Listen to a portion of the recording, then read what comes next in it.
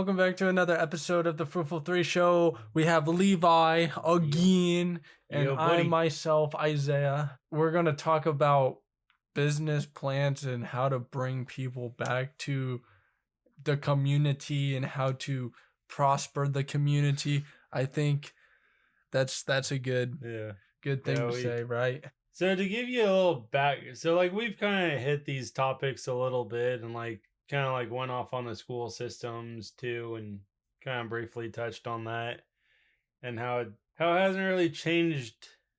To tell you the truth, is the school system and school curriculum has only changed once in the last 100 years. With that being said, is we've kind of figured out some small towns are dying and some schools have closed and combined with other places and economies failed. So about 10 years ago, I attended a public meeting where the question was asked, how do we keep our alumni from leaving and bring them back home?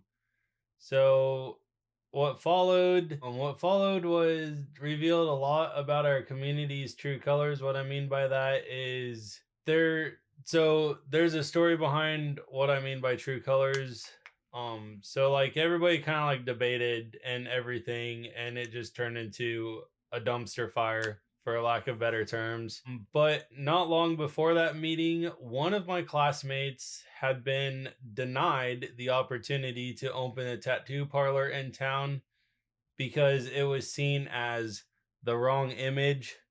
That moment kind of stuck with me.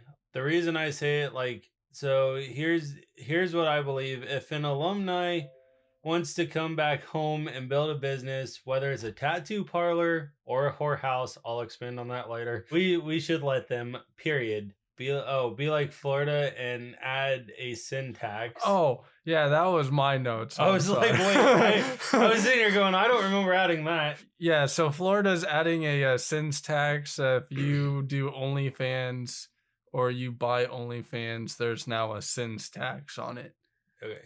So I was like, oh, since Levi's talking about a whorehouse, let's talk about a sin tax. Okay, so if it creates opportunity, brings in revenue, and gives someone a reason to stay, it deserves a seat at the table. All right, so the reason I mentioned a whorehouse was because during this whole meeting, I brought up the fact that my classmate wanted to bring a tattoo parlor into town, and they denied her of doing that. And I made the comment of, I don't care if it's I made the comment of, I don't care if it's a whorehouse. Here's the thing, if an alumni wants to come back to the community and build something, support it. Support them. Do you have to physically do business with them? No. If it's against your belief, do you think I'd ever go support a whorehouse? Probably not. Maybe if I was back in my early 20s and single. Yeah. I might, but I don't know. But where I'm at right now in my life, no, I would not support it. But if someone wanted to bring it into town, I would totally be behind it. I would totally support them in whatever dream they had. I would also verbally advertise for them. If someone came and asked me what there's to do, I would tell them, hey, there's a tattoo parlor in town. Hey, you can go bowling. You can go do this. There's a whorehouse. There's a strip club. There's, you know what I mean? You name it. I'm just going to tell you what there is to do, right? That's my belief. And I understand certain communities want a picture perfect identity, but the reality of it is, if you want alumni to come back, you need to support your alumni.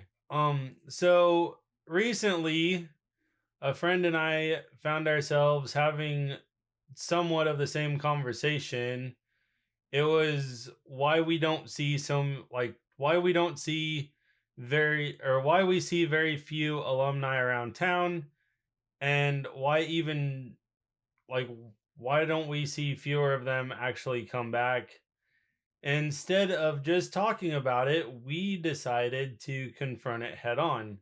So that leads us to the real questions. How do we evolve as small towns without losing our identity? How do we convince banks and institutions that our ideas are worth investing in? How do we revive communities that are slowly fading? And most importantly, how do we create an environmental or an environment, I can't speak, environment where alumni want to come home and help build something better? So that's kind of the backstory of how this whole episode got started.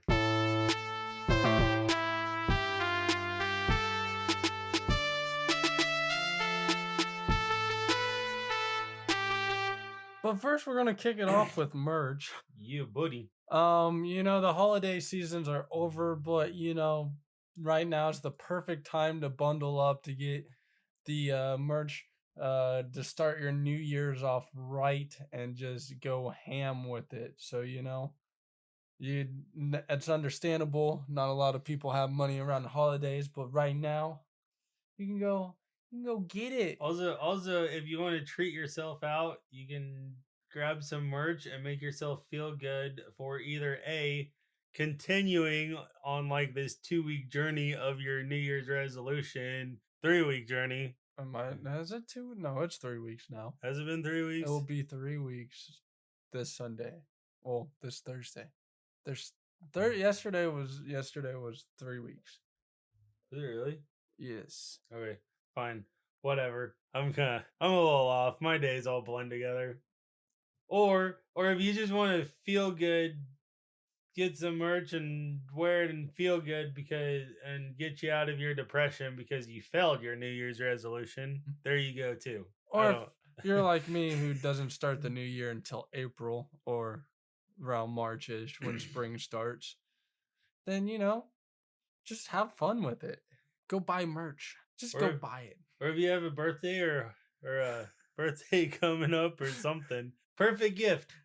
Or if you want to walk into a whorehouse and look splendidly well, just go buy our merch. Simple. Hey, Valentine's is right around the corner. Hey, yeah, that is right. Or taxes. So if you want to look fresh for a date, yeah. Or if you want to spend your tax return, yeah, there you go. You got choices.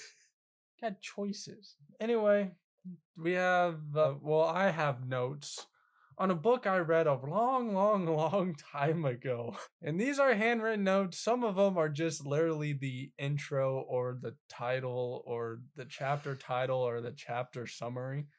But some of them are actually handwritten notes by me. So a long time ago, I read Winning Now, Winning Later by David M. Coate. I'm going to say Coate. Is it Coate or Coatee? Or Coatee, there you go. So he is a previous CEO or former CEO of Honeywell, and he took it over during the roughest point of it during the whole 2009 crisis, 2008 crisis, whenever that was. Oh yay! And the stock market crash. Yeah, the whole stock market crash, and the company was already failing, and he found a lot of holes in why the company was failing and worked on getting it promoted, fixed, and he turned Honeywell around. Honeywell is actually surviving right now because of him. So anyway, I read this book. I took some notes. Basically, each chapter I took a note, I think. So there's only 11 chapters. No, there's 10 chapters. All right. Number 1, don't be lazy with business process. So when you sit down and you start wanting to create a business or something, you want to do a whole business framework. I don't care if you go to AI now. We have AI. You can simply just give me a business format or process full length to help me start my own business. Framework. Sorry to cut you off there, but I have actually talked to a banker, and a banker actually recommends you using AI. Now, like, have somebody overlook the whole plan. But he says a lot of times is he kind of plays around with AI and builds like a format, like a business plan, like for when people are starting business plans. he kind of jots in information into AI and kind of figures out how and then like has AI break it down for him. And then what he does is he goes back through and reads through it and makes adjustments on, is it realistic, like stuff, you know what I mean? If AI can tells you, oh, you need a 3-year plan, you can do it in 3 years, but it's a lot safer to do it in 5. He Mm-hmm. reworks the budget for a 5-year, like, so bankers out there are actually using AI to build business plans. That actually sums it up a lot better than what I was doing. I had a good thing when I had it written down. No, you were on the right track. Two, if you hold on, if you today you'll come out on top. Oh, plan for today and tomorrow and you'll come out on top. Always be a step ahead. There is a saying in the trade world that all best laid plans go to shit. But having a plan is better than not having a plan, and you can easily move around when you kind of have a plan and it goes to shit than not having a plan and it goes to shit. So, You have to have a plan, and your plan also has to be flexible. yes, you got to expect have a loose plan, you look at what the forecast is going to be tomorrow, so might as well plan. So you're probably already planning what you want to do tomorrow.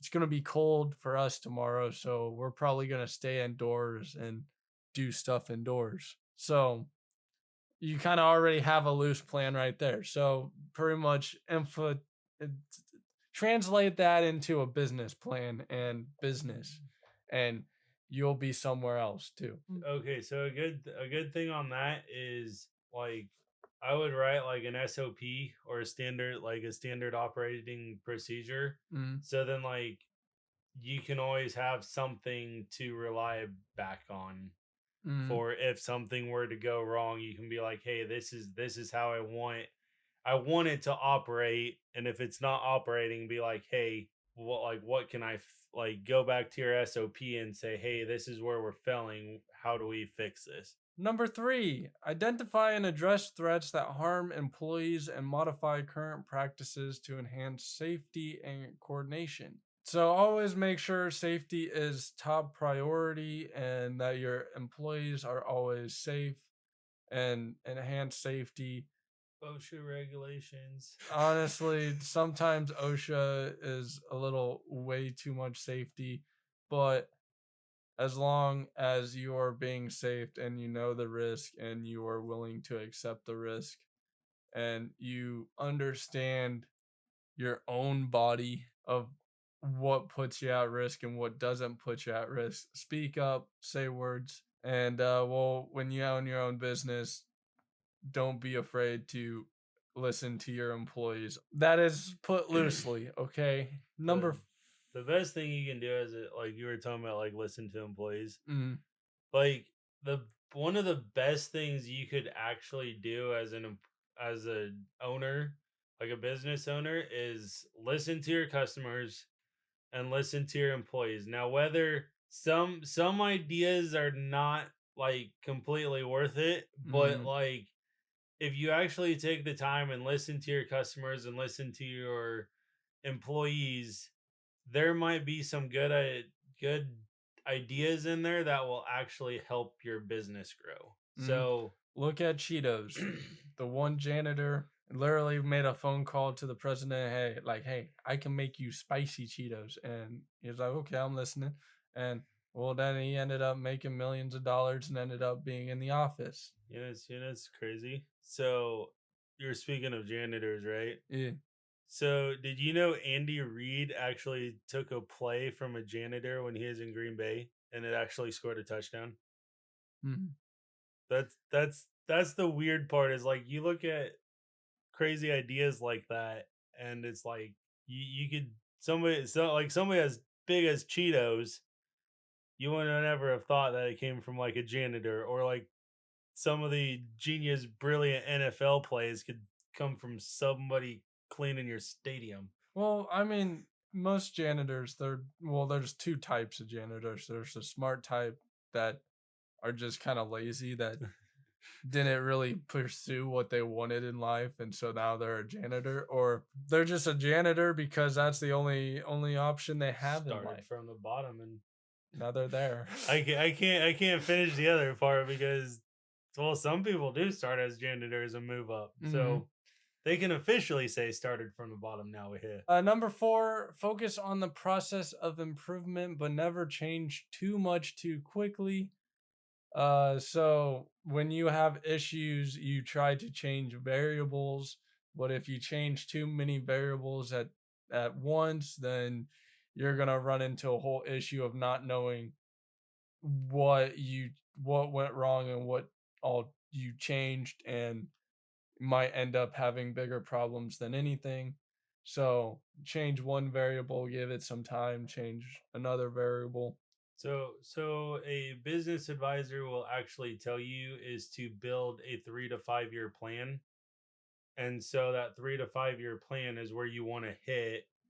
And if something doesn't like, and if things aren't changing in that 3 to 5 year plan and you're not meeting your goals, then you need to go back and reevaluate things. So Hmm. don't like expect something to change overnight. Like there's a reason business advisors tell you 3 to 5 years, because it's gonna about take that long to, or sometimes it could take that long to actually see the growth. And put lots of thinking behind your process for efficiency and being effective. Number five, build a culture that everyone can get around.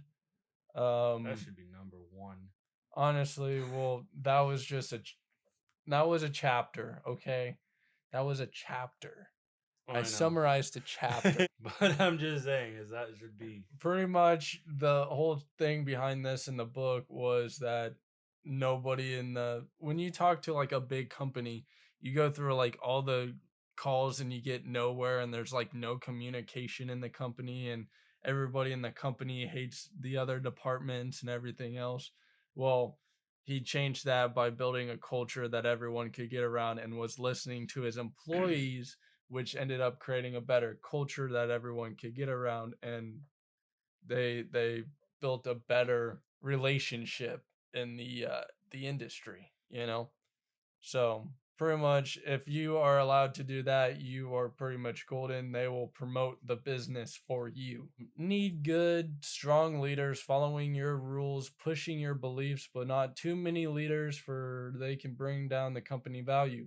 There is a company around here that has too many chiefs and not enough Indians. And well, they're running into the issue of having too many chiefs and not enough Indians. There's so speaking of leaders, there's one thing they taught us in basically in BLC, which is an NCO course. It's called Basic Leadership Course, Mm, and it's for like non-commissioned. Well, it's to get your non-commissioned officer.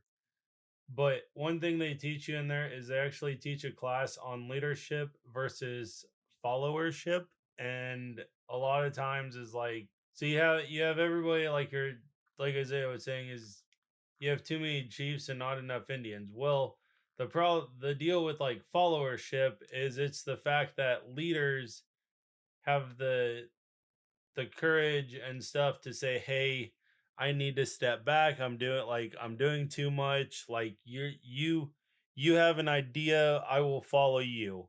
mm, Like they're willing to lead in the areas they're specific in, and when they know they're not good in that specific, they're willing to become a follower. I mean, the best example of followership would actually be Jesus Christ, mm, because like he was a leader but yet he is also a servant. mm. So that would be your best example of what a followership is. Number seven, growth with the times, growth with the customers, consumers, and growth in culture and global affairs. Always be trying to set the trends. Don't be following the trends, because if you follow the trends, you're already behind, Yup. like we are on this podcast because we started it way too late. Ayo. So yeah, always continue to grow and evolve, and be the ones that are trying to set the new trends and new products for customers to stay relevant. That's just basic business knowledge. Yep. Number 8, be smart on purchasing deals and hire the right people for it. This is more for bigger companies when you have other people down below that do import export BS, you know. Don't be afraid to hire people who are actually smarter than you or more skilled than you are, Mhm. because those people and the at the end of the day will make you look good. Number 9, plan ahead for recessions and don't lay people off, which is should be the last option. Pretty much basically have a safety net, common knowledge that, and then when like business is slow and stuff, don't try not to lay people off. Try to figure out how to push forward through the recession and be building a new trend through the recession, because that's pretty much how they got through the recession, was that he didn't lay people off. I don't remember the full story of what happened in the book, but I know he only laid a couple people off and kept most people, because everyone is struggling to get a paycheck at the end of the day. So, he would take, okay, I kind of remember he actually didn't take a bonus those years and then reduced his CEO payout to less than what he should have been making, and pretty much split that to where, and then he got it approved by the board that the board members also had to lose money too, but it wasn't much for the board members. Number 10, You already said. plan. Did you already do that one? No, Oh I no, did. never I mind. did 9. Number 10, plan far ahead for your successor, and prolong transition to help them understand the company. Most people, they just throw the successor in, and or don't give them paperwork, kind of like what Obama did with President Trump, or Trump with Biden. Um, The I was gonna say the best thing with this is where an SOP actually comes in handy, mhm. because you can hand somebody an SOP and say, hey, this is how my business or this is how my company functions. These are an SOP for those out there. I know I mentioned it before, but for those out there, it is a standard operating procedure, is what SOP stands for, and it basically is a giant book of how you want your business or your company to function. It's basically rules and regulations on how things are supposed to be performed and get done, whose job, and basically who does what for like job descriptions. Also, like in the book, he pretty much found his replacement, his successor, and trained him for like 3 to 5 years, and started letting him slowly make more decisions. And then we have my final and last rule that I had in an epiphany in New York that woke me up at 2 in the morning, and I had to write it down. Expect your legacy to change and don't hold on to someone else's legacy that's meant for you to build your own. So, most people will try to give you their legacy and expect you to build on their legacy, but you have to understand that that's probably going to set you up for failure. You have to have your own legacy. You got to build your own legacy. Okay, so I had it. I had I was it. gonna say, I was gonna say, there is a difference between core values and legacy, Hmm. right? So like I'll use our parents for example, right? Our parents own a restaurant slash bar, cafe, whatever you want to call it, right? Let's just say we were supposed to, or like, so let's say somehow we inherit that and we decide to continue running it. They built the legacy of the place. They built those traditions, and and they built the core values of how that business and that place runs, right?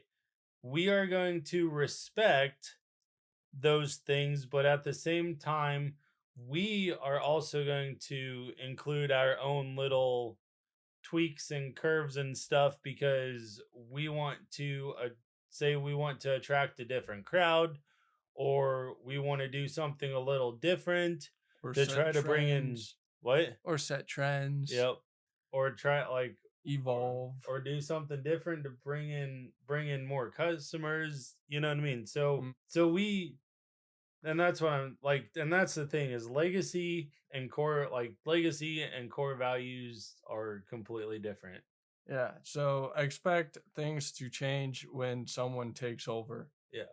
So They may, and like I said, is there may be a lot of similarities because like for example, our parents' restaurant is when we take over, we grew up in that system and everything else, but also we've seen things that they do that didn't work, and so we're like, hey, we're gonna change this a little bit, but also honor them and respect them mm, for what they built.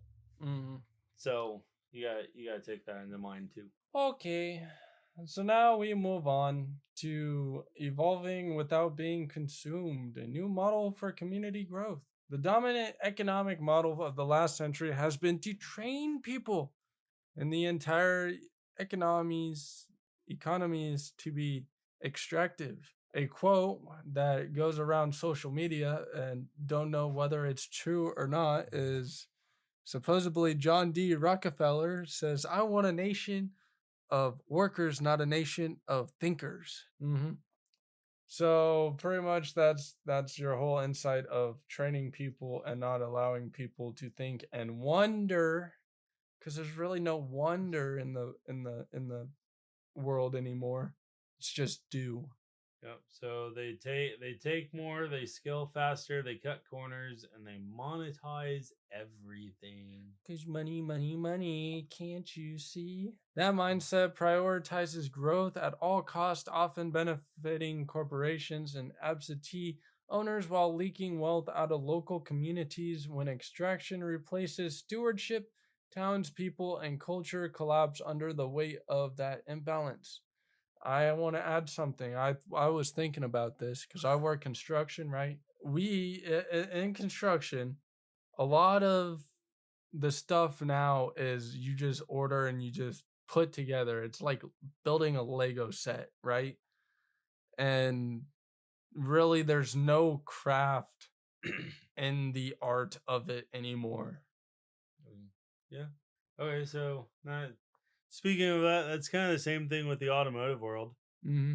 Like if you take like mechanics back in like the 70s and 80s and stuff, right? They would actually redo points in distributors. For those of you who don't know what that is, go look it up. I'm not going to explain it. 3 hours later. Yeah. It's an old basically points. You gotta connect points to get spark in a distributor, unlike your electronic stuff nowadays. Like you had mechanics that would actually rebuild carburetors. They would put new bushings and starters. They'd rebuild alternators, stuff like that, transmissions, all that stuff in a shop basically because there's Mm-hmm. all replaced. Like you could all rebuild it. Nowadays, you basically gotta go to a parts store and just get a different part because they don't make kits anymore, really. And let's talk about the car design. It's whack now. Come on, take it back to like the 50s and 60s, got the curves. Nowadays, every car looks practically similar. Mm-hmm. The There ain't deal, no curves. the deal is you could tell the different. Like back in the day, you could tell the difference of vehicles Mm-hmm. because everyone would like Chevy had a different designed hood. Ford had a different designed hood, or like grills were different. Yeah, Yeah. now they're all the same and they're all freaking silver. There's no color to them either. Nope. Whack. But there's an alternative. What? And it's not about building isolated businesses, it's about building ecosystems, interconnected networks where economic activity circulates, identity is strong, and community thrives. Here's actually, before we go into this, I was actually watching a podcast the other day since we decided to put cars in here. There was a podcast and it was actually talking about how technicians need to work together and shops need to work together instead of always putting other shops down. Now, don't get me wrong, you can call out if a mechanic screws up, you can call him out, but don't call out the shop, don't call out the people. Like you can make like if you want to go to social media, you can be all upset and butthurt about it, but at the end of the day, they're still people and they're still trying to make a paycheck. And some businesses, all they do is they want the money, money, money, and everything else. But if you actually work together, it actually grows the industry. Hmm. Hmm. So, but enter, I already said that, right? Here's what the ecosystem model looks like. Producers are local businesses. Independent local businesses recycle money back into the community far more than chains or online giants do. Economists call this the local multiplier effect. Research shows that a dollar spent at a local business generates 2 to 4 times more economic impact in the community than spending without of town chains. This matters because local owners are more likely to hire local workers, source from other local suppliers, support community causes, reinvest profits back home. This is not just feel good, it's measurable economic impact. We have customers, residents, or outsiders. For money to circulate, communities must spend locally, preferably cash if you do it locally, so that way the money stays more in the community and not the banks. When residents choose local businesses over chains, more of that money stays and multiplies within the local economy instead of leaking out. What? This helps create a stable foundation for jobs, services, and public revenues that support education infrastructure and the quality of life. Circulation, which is keeping money local. A healthy ecosystem doesn't let money leave after just one transaction. Strategies that strengthen local circulation include supporting supporting community financial institution like credit unions or local banks that reinvest locally rather than funneling capital out of town, plugging economic leaks by producing or sourcing goods locally instead of importing them, encouraging residents to choose local first, recognizing each purchase as a vote for their own community. The goal isn't isolated wealth, it's mutual economic reinforcement. Wow.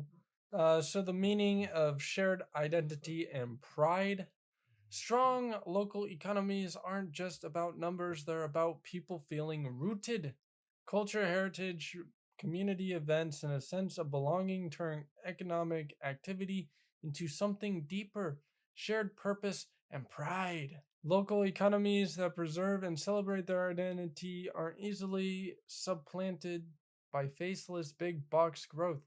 They build unique niches, my goodness. Cliches. Yeah, niche, niche.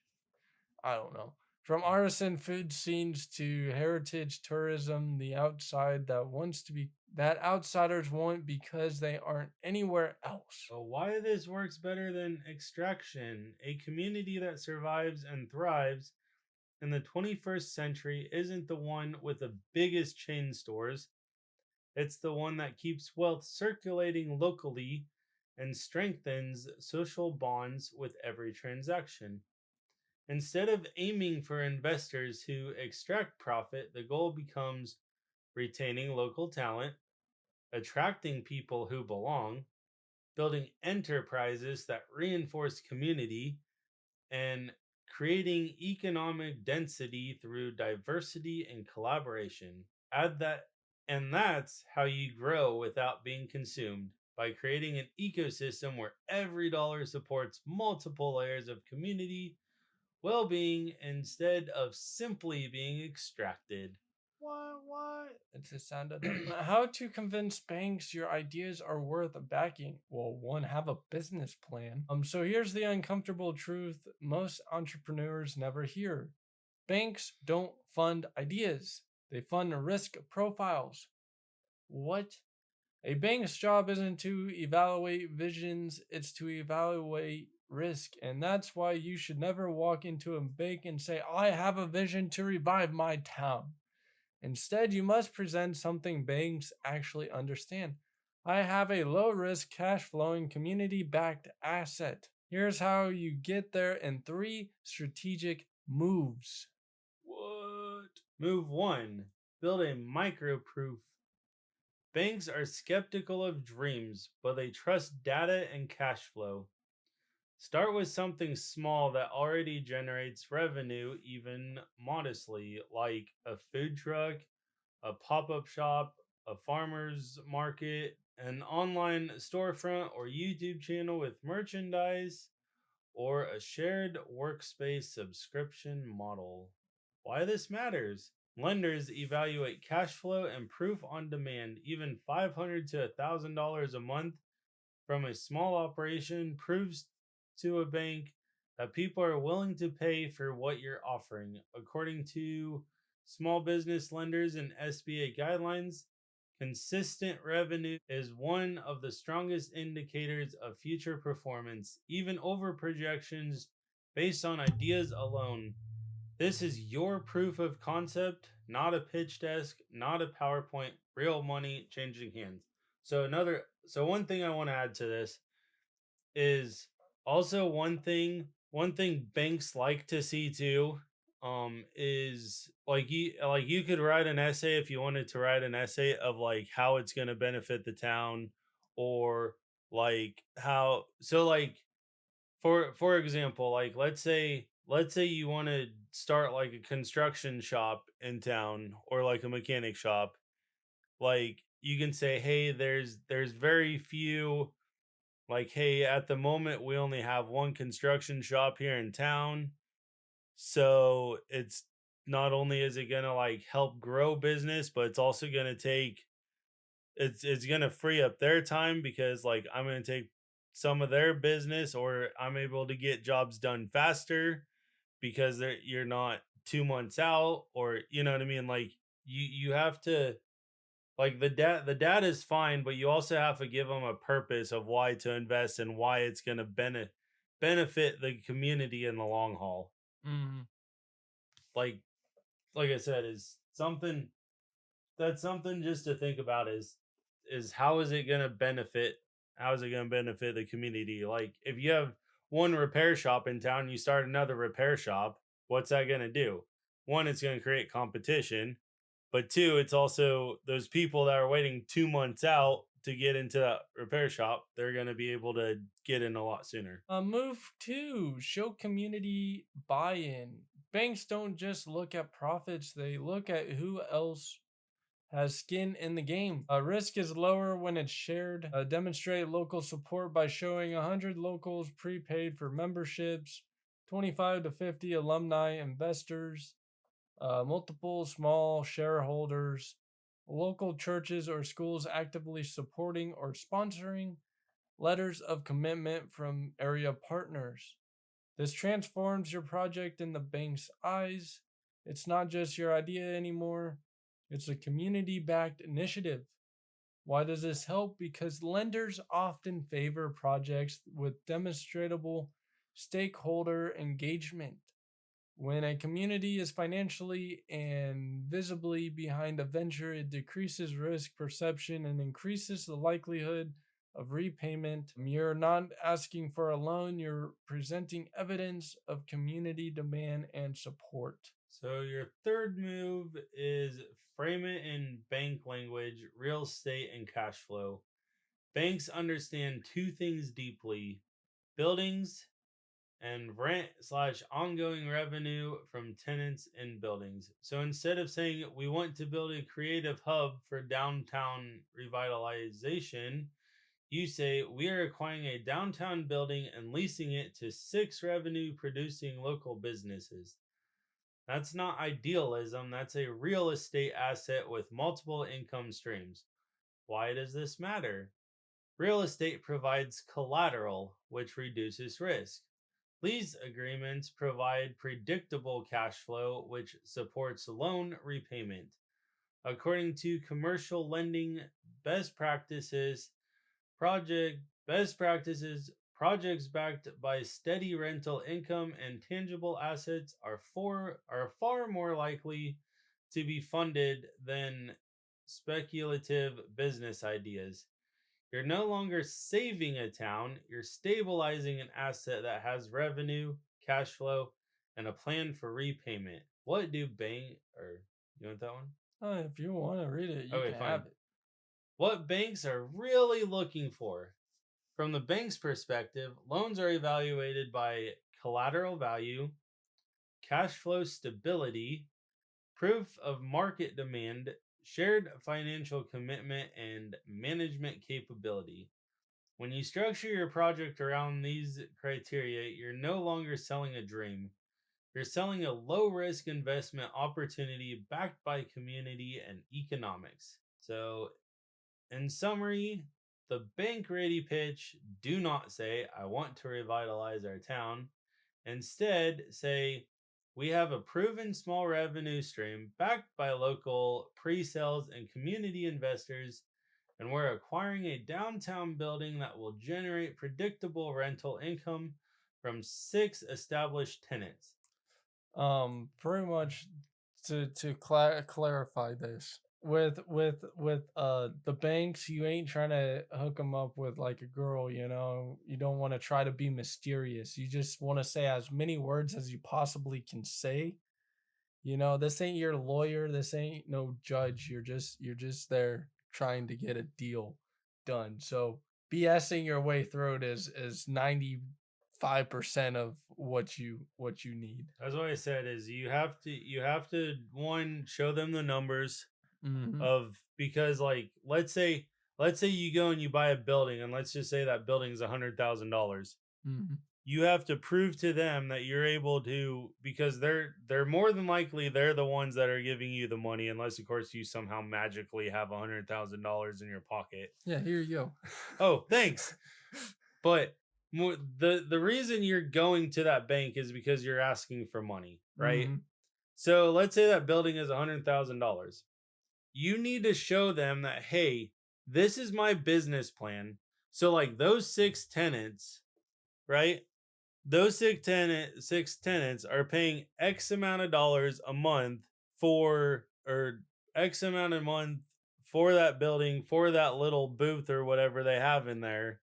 And that's gonna not only is that gonna cover your lights, like the lights that or the utilities, like lights and water and stuff, but it's also going to help pay that building off. And then at the same time, you need to convince them of why this is a good idea. Like, how is it going to benefit the town in the long haul? Mm-hmm. And those are the two main things is you need everything down. Like, you need to make sure all your I's are dotted, all your T's are crossed. That's the message banks understand because it speaks their language of risk, revenue, and repayment. Bingo. So, how do you evolve a dying small town? Now, that is the question we all ask ourselves. And the answer is actually pretty freaking simple. I'm going to just tell you the answer right now without even reading this. Being open to change and allowing people to have their dreams or invest in people's dreams in the small town. There we go. Which goes back to exactly my story from the beginning of Exactly. why. Also my fifth point in here will also get more involved into this. So, yes. So anyway, how do we evolve a dying small town? How do we revive it? Well, small towns decline for many interconnected reasons, but at the core is economic leakage. Money flowing out and never coming back when large retailers, online shopping, and absentee ownership replace local commerce, downtown traffic drops, and local dollars leave the community instead of circulating within it. Okay, so one thing I'm gonna mention on this is we mentioned online shopping versus like and kind of like local shopping, right? So online you might be able to get things cheaper online Mm-hmm. because the like online they've cut out all the middleman, Mm, and that's the reason it's cheaper. But at the end of the day, is if you go to your like local grocery store or whatever, it might be more expensive, but at the end of the day, you're supporting a local family that's been putting their blood, sweat, and tears into that business, and you're putting money back into the community.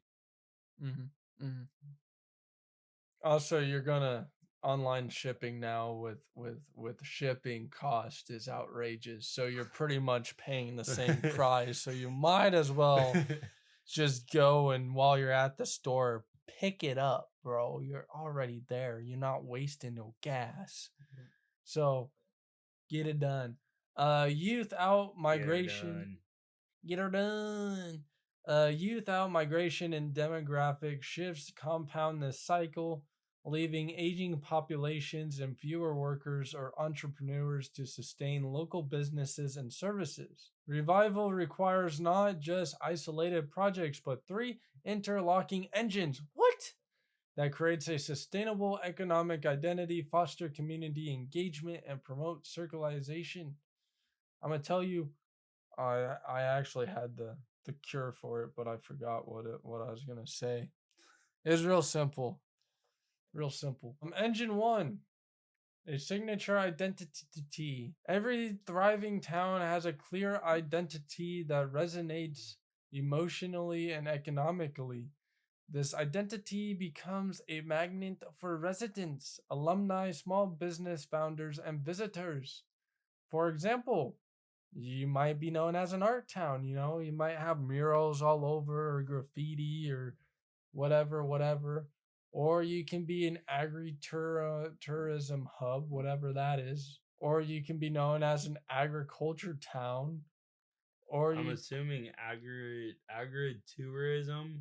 I did not actually do my research on this one. I kind of just I don't know if this was our year notes and I expanded on it or what. But I'm assuming it is an agricultural town that's also a tourist attraction. yes. Well, it's like, you know how farms have like pumpkin patches, for Oh, example. that okay, that type of stuff.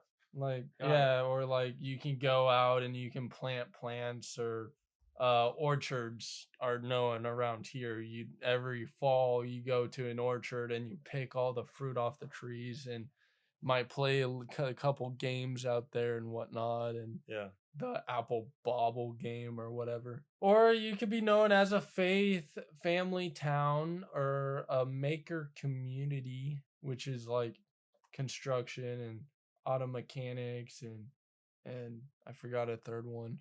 I had a third. Oh, blacksmith. Like kind of like the trades, Yeah, like a maker trade community. community. Yeah, or just a company like Fairbury bacon bits. Everyone Yeah. knows it for bacon bits, bro. A veterans oriented hometown. So, a town full of veterans. A distinct identity is about story and assets. It tells people who you are and why it matters. Research shows that communities that leverage their unique cultural, historical, or natural strength can differentiate themselves in regional economic yeah, Economies. thank you, economies, and attract investments or tourists. Why identity matters. Without it, there's no gravity. No reason for former residents to return, new residents to settle, or outsiders to visit. Identity becomes a foundation for branding events and economic Niches. niches that can be marketed beyond the local borders. I'll let you have engine two. A physical anchor. Physical places matter. Revival doesn't happen in cyberspace alone. It happens where people gather. Research and case studies about successful small cities highlight the importance of activating physical assets, whether an old theater, repurposed warehouse, Main Street building, or community campus. As anchors of social and economical life, anchors can host co-working spaces, farmers market, live music or arts revenue, shared business incubators, community events, and festivals. So, like, one thing is, if you're in a small town, a lot of places is they have like a community center, or like the fairgrounds. They have like buildings out at fairgrounds where they do some of this stuff. Um, so yeah, that's kind of like the live music stuff is usually like your local bars or like your VFW type stuff. So just to give you an idea, the public realm, including parks, plazas, squares, and multi-use public buildings. Oh wait, I kind of just talked about that with fairgrounds. Can draw people into town, generate daily foot traffic, and foster social cohesion. Places that foster interaction and mixed use trend to have better economic and social resilience. Yeah. Engine 3. A local ownership economy. What? Chains and franchises often bring jobs, but they also export profits and decision making out of town. In contrast, locally owned businesses, co ops, alumni enterprises, and employees owned shops retain wealth and invest it back locally. This creates a circulation loop that keeps more dollars, experiences, and decision making rooted within the company or community. Why local ownership matters? I'll tell you why. Local owners live in town and invest in it. What? Profits are more likely to be spent locally instead of extracted. What? Businesses are more responsive to community needs and values. So, studies and economic development guides emphasis on the importance of supporting local entrepreneurship and the building of existing local assets rather than relying solely on attracting external employers. Real world strategies that to support these Day Junior. for all those that are like, is he doing that like on purpose, or is that just actually how he's stuttering? And it's like, no, I'm actually doing it on purpose. I'm having fun, okay? Remixing. I'm being a DJ. So here's how communities have successfully built these engines into sustainable growth. Use existing assets first. Rather than chasing big companies, towns can leverage what they already have.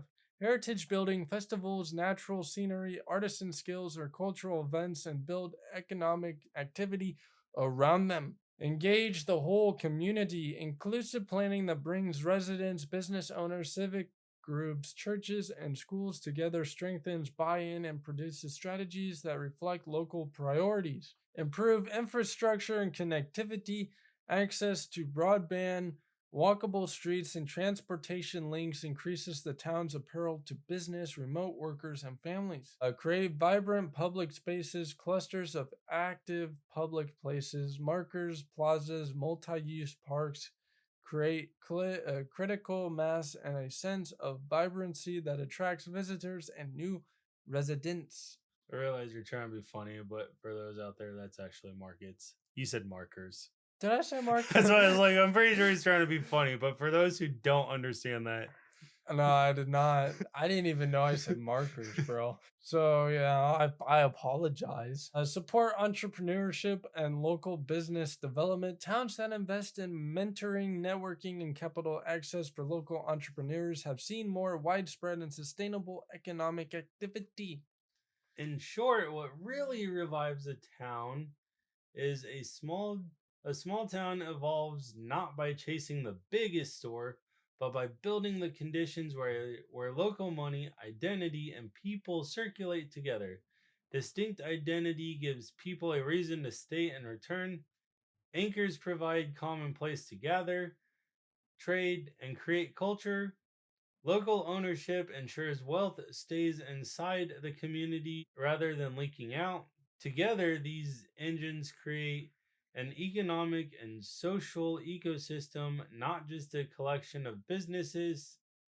And that's what makes a town resilient in the 21st century. Now, the big question. How do you bring alumni back? Here's the secret. Most people don't talk about this. People don't leave small towns because they hate them. They leave because there was nothing worth building. Hey man, bring the city. That's what I was trying to say. I told you I had the resolution. Yeah. The bring the city to the small town is what Yeah. I always said. Figure out how to bring the city to the So small town. so to bring alumni back, you have to offer them a role in something bigger than just nostalgia. They need to see come own part of the future, not come visit, but come invest, lead, and create. This shift from passive tourism to active ownership and purpose is what turns past residents into returning builders. Research on migration patterns in rural and small communities show that people return home when there's a sense of opportunity and connection, not just cheap housing or nostalgia. Returning migrants often come back to build businesses, take leadership roles, or care for family, enriching both economy and social life. Now, here's a 3-step strategy that turns alumni engagement into real economic building. Oh, You want it? I you can take it. Okay. Step numero uno. Create a town fund. Create a legal community owned investment vehicle where alumni can invest $1,000 to $50,000, own shares in local buildings, own stakes in new or existing businesses, and earn dividends as projects succeed. This transforms nostalgia into capital with purpose, a way for alumni to literally own a stake in their own hometown future or hometown's future. Communities around the world have experimented with similar investment vehicles, from community land trusts to local development funds to encourage residents and diaspora members to finance local projects and support in the upside. The underlying principle, financial participation, builds psychological and economic attachment. Step 2, give them status and meaning. People want to be heroes in stories they care about. Position alumni not just as donors, but as founders, patrons, board members, mentors, and legacy builders. The narrative changes from we need money to we're rebuilding what raised us. This aligns with findings from rural development research that returning residents often seek meaningful roles and opportunities for leadership and contribution, not just a return to a familiar place. When you frame involvement around identity, legacy, and stewardship, people don't just give, they commit. Now, why does this work?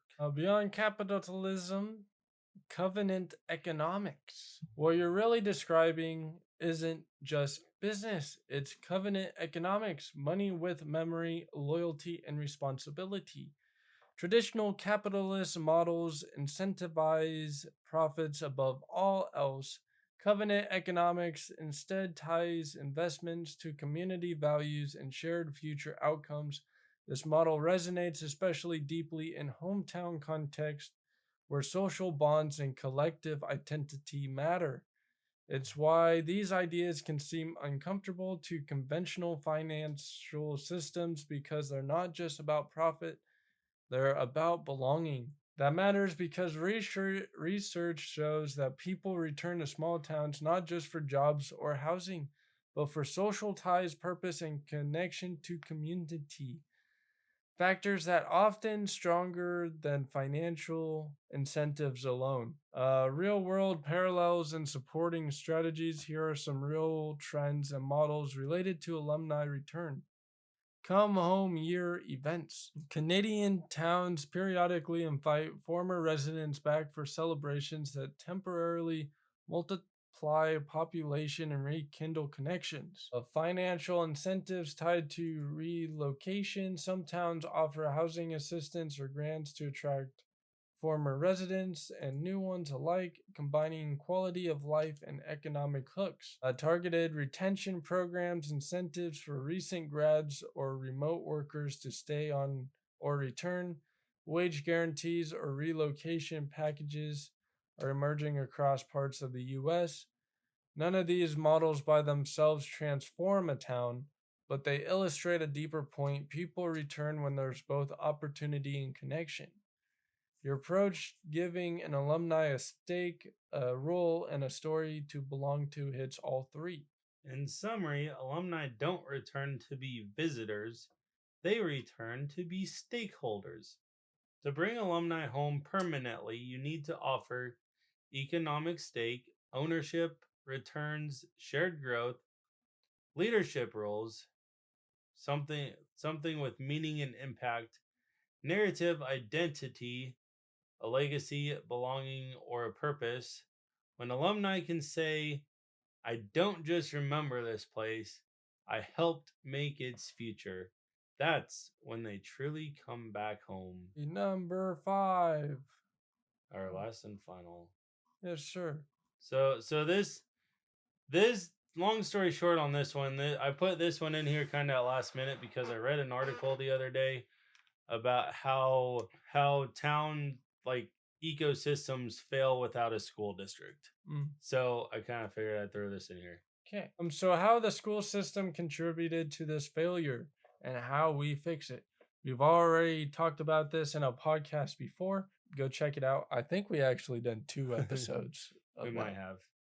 Because we are continuing to get more knowledge on how the school system works and learn to dislike it more and more. Small towns didn't just lose businesses, they lost their pipeline of builders. Over the last several decades, the modern school system unintentionally trained young people to leave instead of stay. Here's how it failed. The curriculum trains exit, not ownership. Most K through 12 systems are designed around a single definition of success. Graduate, go to college, leave town, get a job somewhere else. Or when you're in school, you have bells that tell you when to go and do things and not allow you to operate on your own self and your own time. So most people are set up for failure in the real world because of a systematic system. So things that students are not taught in school today are how to start a business, how local economies work, how banks think, how to buy or rehab a building, or how to employ people, or how to invest locally. Instead, they're trained to become employees in systems that don't exist locally. When graduation equals departure, small towns lose their future by design. What? Career education is disconnected from local reality. Workforce and career tech programs often focus on abstract or regional labor markets, not what the town actually needs. Students don't see pathways to become local owners, trades entrepreneurs, healthcare operators, ag producers with modern tech, media, marketing, or digital service providers operating remotely from town. So the message becomes clear. If you want a future, it's not here. Also, let me put in here too. The other reason, go back up because I lost my train of thought. Oh, so we're talking about careers, right? So one big thing, and we've talked on our last 2 podcasts about this, is what they don't teach you in school and about career fields and stuff like that. A lot of your small towns are not willing to pay the big dollars that some big city corporations are willing to pay. They're also not willing, like we talked about mechanics, like not willing to they're not willing to pay for training and stuff like that, which like shops in big cities, they'll actually do that. The problem is a lot of small town shops have they weren't taught this in school. Like we're talking about like the whole business stuff, right? they weren't taught it in school.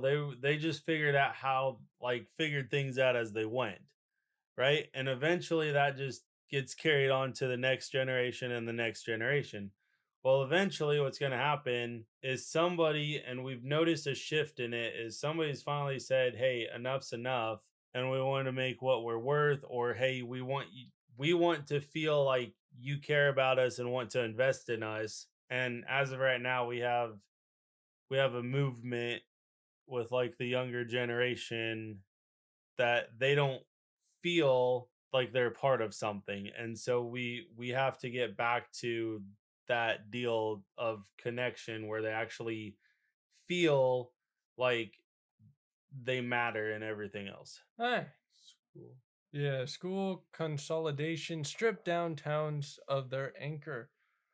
Rural school closures and district consol yeah, Consolidations. there we go. Consolidations driven by efficiency metrics removed one of the strongest social and economic anchors a town has. Research consistently shows that when a town loses its school, it experiences population decline, lower home values, reduced civic participation, and fewer young families moving in. So if people don't know what consolidation is, that's when you combine schools. So, like, if you have like two or three schools that combined into one, that's what it is they consolidated. Mhm. If, Hopefully everybody knows what consolidated is, but if not, get yourself a dictionary pretty and look much it up. A school isn't just a building, it's where identity, leadership, and continuity. there we go, are formed. On what fixing it looks like, the solution is not more standardized testing or bigger districts, it's realigning education with place ownership and possibility.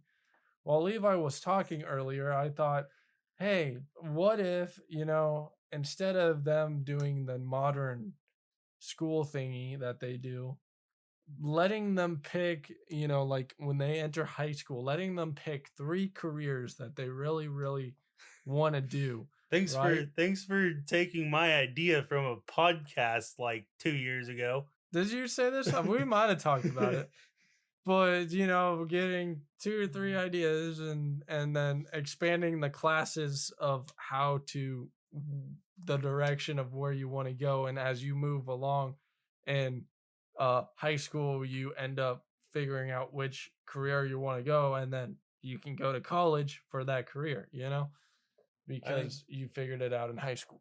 I think you need more. How do I want to word this? I think you need more, like, trade. I wouldn't say like trade jobs in school, but like a lot of schools, they no longer have shop classes, stuff like that, where they build houses, or like some have like an automotive program.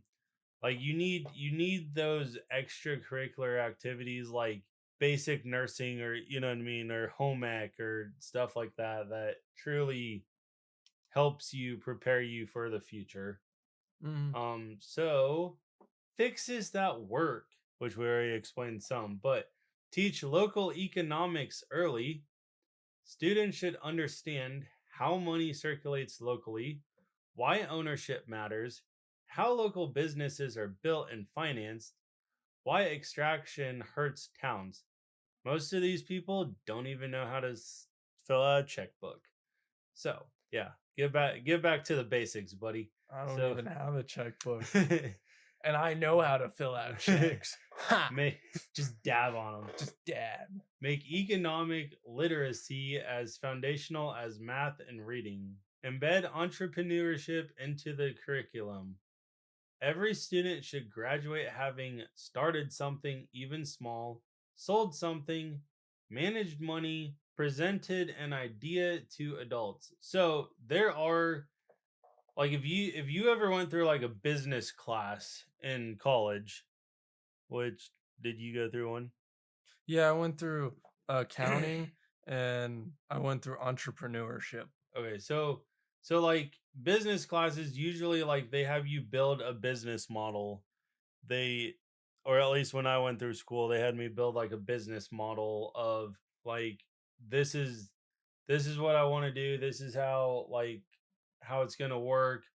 And then like we've also did like fake trades on stock markets, stuff like that, where we learned all this stuff and how to manage money and so on and sell stuff and make a profit and make a living and so on and so forth. Unfortunately, kids don't really know a lot of that, and so I think it would really benefit them if they learned it in high school instead of college. Actually, in college, we did the stock market thing, and we literally went through, and the teacher was like, "Oh, so you already know all this? We're just gonna skip this," and because we knew a large portion of the stock market.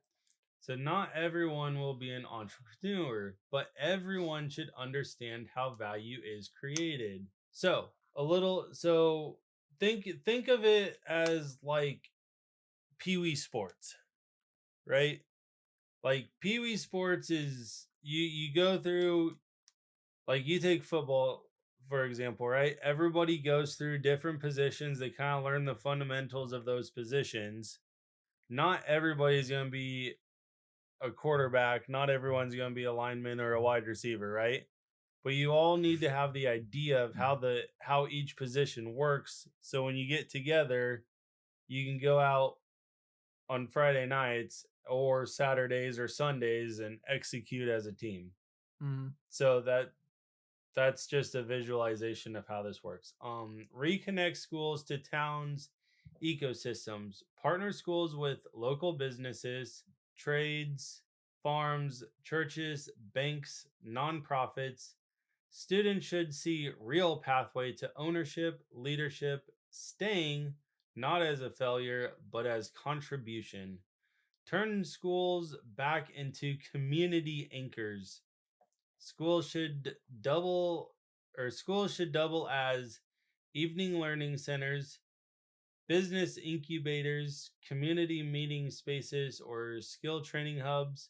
When schools are alive beyond 3 p.m., towns stay alive too. There is a lot of so one thing why I added this is because like there are night classes through SCC or like your community colleges, right? And there are actually some professors that will actually go to different towns and do like little night courses on like I know one is like well the other day I actually got confronted on it and asked if I could start doing like basic automotive stuff. Like something as simple as inspecting a vehicle or doing an oil change, right? And teaching people that, which if you started using the school and was able to get the school to start letting you do that, the deal is it's going to get more, it's going to get the or the community involved. When school, yeah. So the deeper truth, the education system didn't just prepare kids for jobs, it prepared them to leave. If we want alumni to come back, we must stop educating them as exports and start educating them as future owners, builders, and stewards. Because towns don't die from lack of talent, they die when their talent is trained to disappear. Wow. So, in conclusion, small towns die because they lack heart, history, or talent. They die because their systems were redesigned to export all three. Money leaves and doesn't come back. Young people are trained to exit instead of build. Ownership disappears, and what's left is nostalgia without power. Real revival isn't about chasing big employers, lowering standards, or begging chains to move in. It's about building an ecosystem, one rooted in identity, physical gathering places, and local ownership. When a town knows who it is, gives people places to gather, and keeps money circulating locally, decline stops being inevitable. Alumni don't come home for festivals or memories, they come home when there's something worth owning, leading, and building. When nostalgia becomes capital, when belonging comes with responsibility, with great power, there's great responsibility. And none of this works if schools keep training kids to leave. For decades, education has taught that success equals exit, that ownership is rare, and that staying is a failure. If towns want to survive, schools must start teaching local economics, entrepreneurship, and stewardship. So students graduate seeing a future here, not somewhere else. This isn't radical, it's rooted. It's not just economics, it's normal. A town, Moral. or it's moral. Sorry. I'm a It little could be. dyslexic. It could be normal. I'm a little dyslexic, apparently. It A happens. town that raises people owes them a future worth returning to, and a community that wants to live must choose ownership over extraction. Identity over convenience, and belonging over profit alone. Towns don't need to be saved, they need to be reclaimed by the people who belong to them. I know. I just broke everybody's heart. Wow. I'm like Cupid and just shot an arrow. Hey, yeah. So, yeah. Expect if you want to to expand, you gotta expect change and allow change to happen in order for your community to grow. Otherwise, you're just gonna let the community die. Exactly. And also the other thing is I understand some business ideas may not morally align with your beliefs, but you also have to consider that if you tell an alumni no on how do I want to word this? If you tell one alumni no on their business idea, that could actually have a trickle effect. Yeah, they could be telling all their friends, "Oh, they don't want no business in that town, so don't even try, Yeah. So girl." so like for example, you take that tattoo parlor, right? Mm-hmm. You tell one person no on because they wanted to bring a business. Granted, if you did not, you might not like tattoos. You might think people with tattoos are sketchy and drug addicts and whatever you want to. But there are some really good people who have tattoos, and they're hardworking people. And so yeah, so you might judge a book by its cover, but like you take that and you tell them no. So what's gonna happen is next thing you know, the next person's gonna come in and let's just I don't know, let's say they wanna start an archery or an art studio, right? They're gonna be like, well, I don't know if I want to really bring this up because what if my art isn't what they think it should be? What if it's like, oh, what if it's too gothic or what if it's too dark or Mm-hmm. Oh, they just turned down an art studio of a tattoo parlor, which is basically just an art yeah, studio. exactly. So now my art studio or gallery isn't gonna succeed because they don't view it as success. Yeah. And then the tattoo parlor person goes into the neighboring town and gets their business permitted to be in that town, and well, then that town's making money, and well, Yeah, you're making money off of property taxes and sales tax and everything else that you just lost out on. mhm. So yeah, so like I said, you need to really think like I understand sometimes, and that's the whole reason I put the whorehouse in there was because it was like a moral, you know what I mean? It's a moral thing. You may not morally agree with it, but at the end of the day, is you are allowing an alumni to be themselves and build a dream that they wanted to build. You are not stopping them from achieving that dream. And that's what I'm getting at here. Hey, any final thoughts? Comments or concerns? No, I don't have I none. don't have any. Okay, well then we're gonna roll out the merch because why not? We can do that. Go check it out. Levi just got sweatpants. I'm gonna probably put those on. Dude, I have so much merch that I have not put on yet. Right, where's the It's at the bottom. It's down I there. know. I had him flip worked out wrong, buddy. Hold on, be patient, man. We got a long list, bro. Long list. Okay, now you can show them. Now you can show them our pants. Show them our pants. Our Show them our pants. pantyhose. Oh wait. Yeah. Wait, what? What? What? What? What? So there you go. Yeah. Show. That's on the bottom leg sleeve. Not in the merch store yet because I haven't put them out there yet. But go check them out. Slacker. They're kind of comfy. They're cotton based. He just called me a slacker, which is pretty true. I'm a slacker. Yep. Man, I haven't heard that song in forever. Yeah. So anyway, we out of here, aren't we? Yeah. So peace, love, happiness, and unity. And keep rocking on. Oh yeah.